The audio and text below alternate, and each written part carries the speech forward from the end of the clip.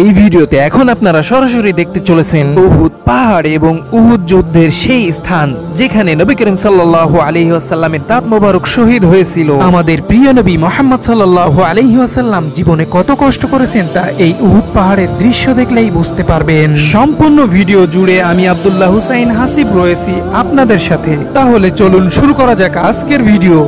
রাসূল সাল্লাল্লাহু আলাইহি ওয়াসাল্লামের সংগ্রামী জীবন ও ইতিহাসের সাক্ষী উহুদ পর্বতটি সৌদি আরবের মদিনা শহরের উত্তরে অবস্থিত।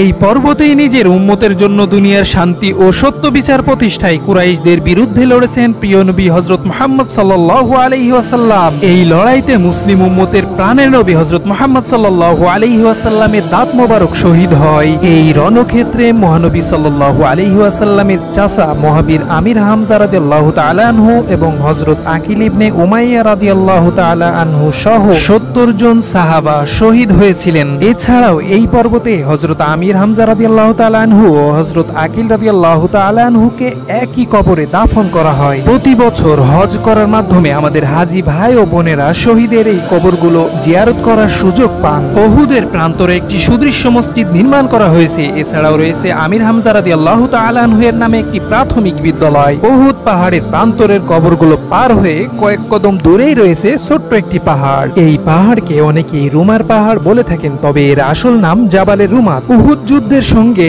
এই পাহাড়ের স্মৃতি জড়িয়ে আছে অনেক গভীরভাবে। এই পাহাড়ে নবী করিম সাল্লাল্লাহু আলাইহি ওয়াসাল্লাম 50 জন তীরন্দাজকে বিশেষভাবে নিয়োজিত করেছিলেন।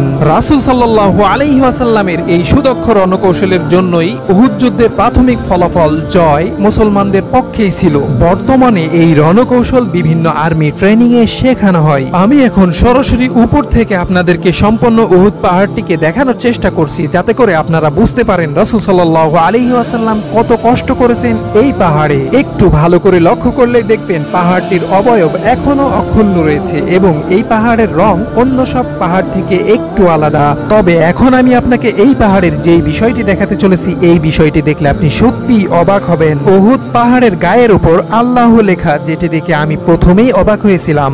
এই ফুটেজটি সংগ্রহ করা হয়েছে স্যাটেলাইট ভিউ এর মাধ্যমে। আমি যখন পাহাড়ের গায়ে প্রথম আল্লাহ লেখা দেখছিলাম, আমি সত্যি অনেক অবাক হয়েছি।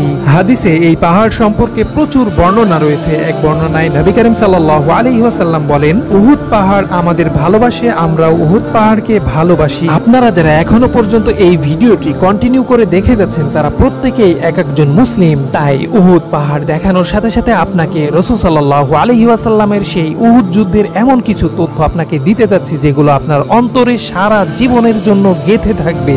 উহুদ যুদ্ধ শুরু হয়েছিল 3য় হিজরি সনে।